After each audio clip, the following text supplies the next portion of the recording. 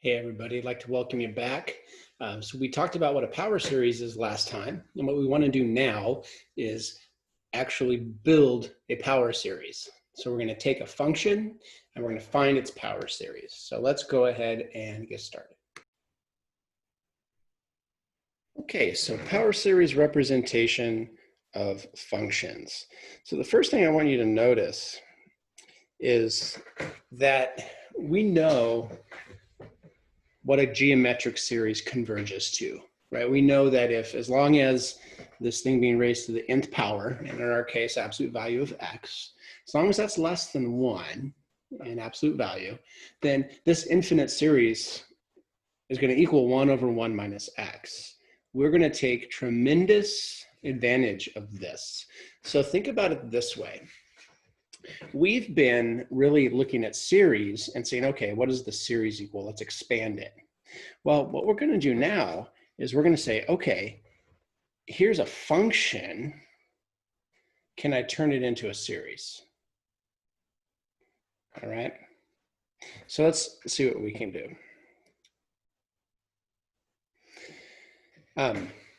Let's start with this example. F of x is equal to 1 over 1 minus 2x. Well, I can look at that in this way.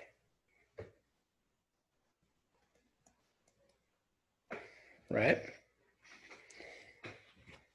I can look at it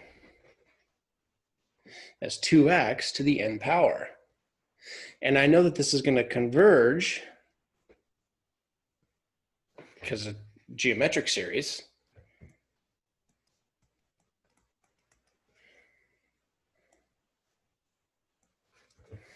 For absolute value of 2x less than 1.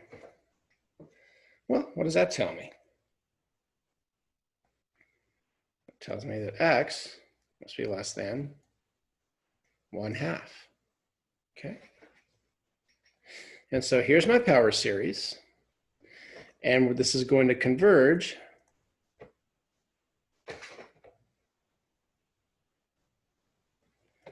for all x in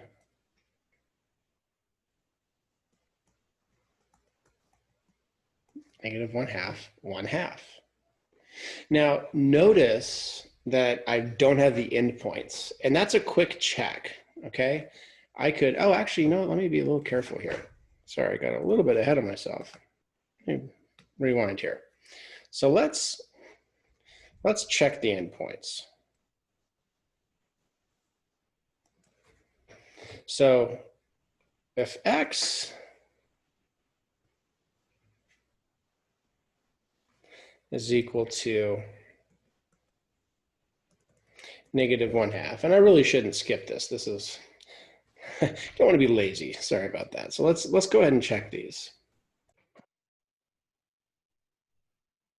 So at negative 1/2, right? Or you just have negative, this sum just becomes negative 1 to the n, so that's not going to happen.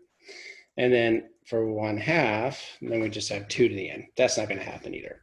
Okay, so I don't want to gloss over those endpoints. Not take for granted that it's always going to be open here, but there we have it. Okay, so there's my interval, and there's my power series. Let's try another one.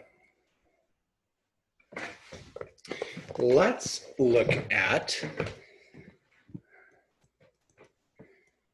f of x equals 1 over 1 plus x squared.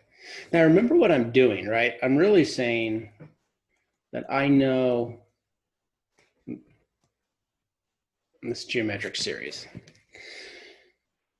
So the trick is to, and it's not really a trick, but rewrite this in the right form, right? And so now that it's in the right form, I can replace this u with negative x squared.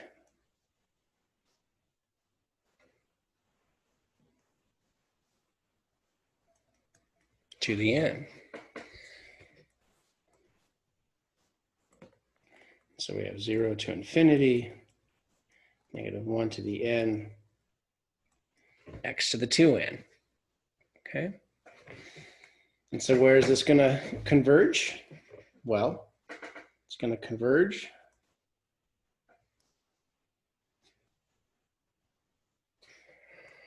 for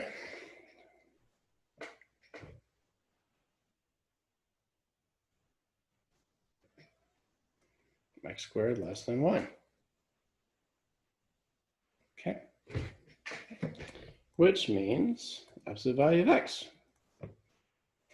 can be less than 1. All right.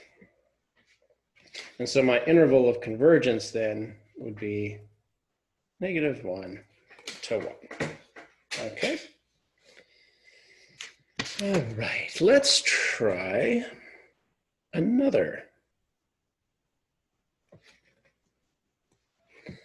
Well, let's say, and this one's kind of fun. It's another way to look at things here.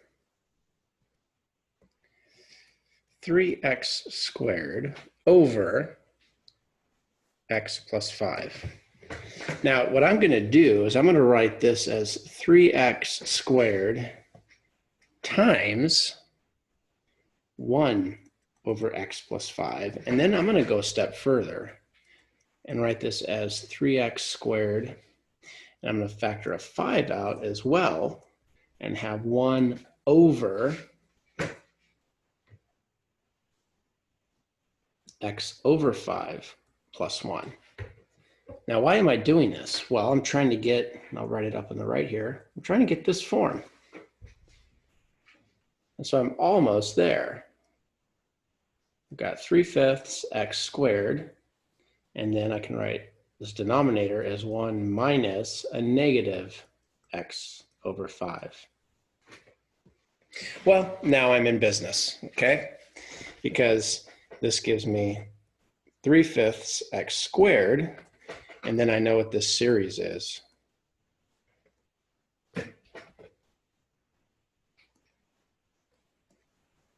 Okay.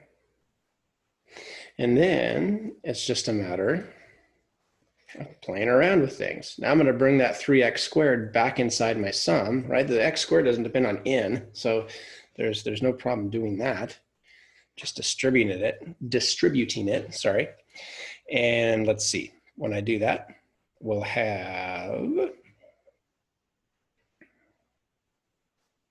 -1 to the n, 3x to the n plus 2, all over 5 to the n plus 1. And it's going to converge 4. And now to find my convergence, I'm going to go back to here, okay? Back, and we maybe highlight it. I'm going to go back to this, -x over 5. Because once I've brought in that 3/5 x squared and you know, done some little algebraic manipulation, it's probably not as easy to see. So, oops.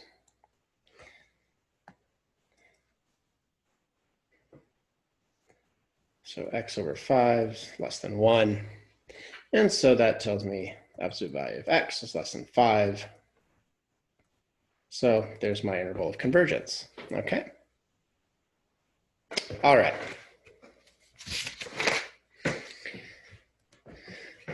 Now this one's interesting. If you think about the last lecture, I made this comment about, you know, thinking about what the derivatives were and how to take the derivative of a series and the integral for that matter.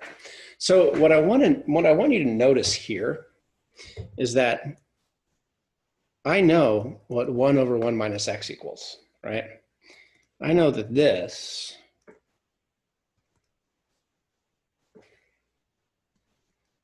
is that sum.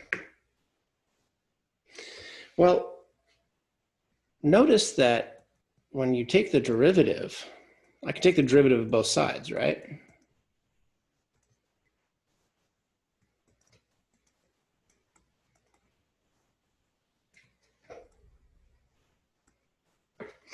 And what happens is, well, let's just, if you don't see it, let's do it. This derivative is 1 over 1 minus x squared. And so this left-hand side is exactly what I want it to be. Well, what does it equal? Well, it's the sum from n equals, well, look back, I'll even go back to it, right?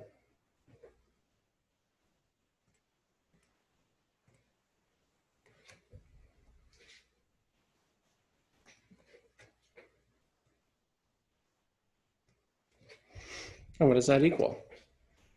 Well, 1 x to the 1 minus 1 plus 2x to the 2 minus 1 plus 3x to the 3 minus 1, and so on, which is 1 plus 2x plus 3x squared, and so on, okay? Just like we said. All right. And the next one, last one really for this section, find a power series expansion for inverse tangent of x.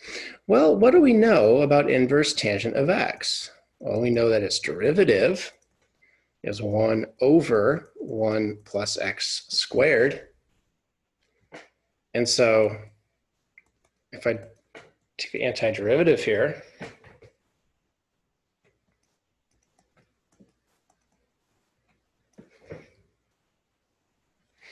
and then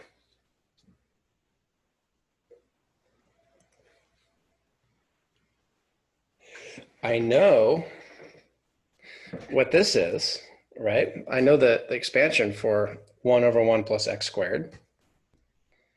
That's 1 minus x squared plus x to the 4th minus, and so on, which is just a constant plus x minus x cubed over 3 plus x to the 5th over 5 minus x to the 7th over 7, and so on. If I let x equal 0, then I'll have inverse tangent of 0 equals c, and all the other terms will be 0, which gives me c equals 0. Okay? And so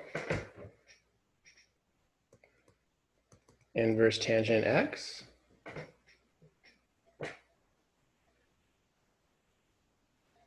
is going to be x minus x cubed over 3 plus x to the 5th over 5, x to the 7th over 7, and so on. Okay? All right.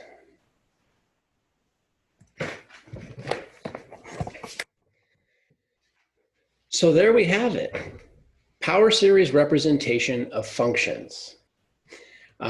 Very powerful, might be something new, but again, we're really taking advantage of what we know about the geometric series, okay?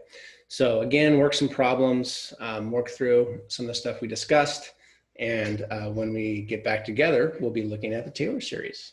Until then, I almost forgot. Happiest of studies.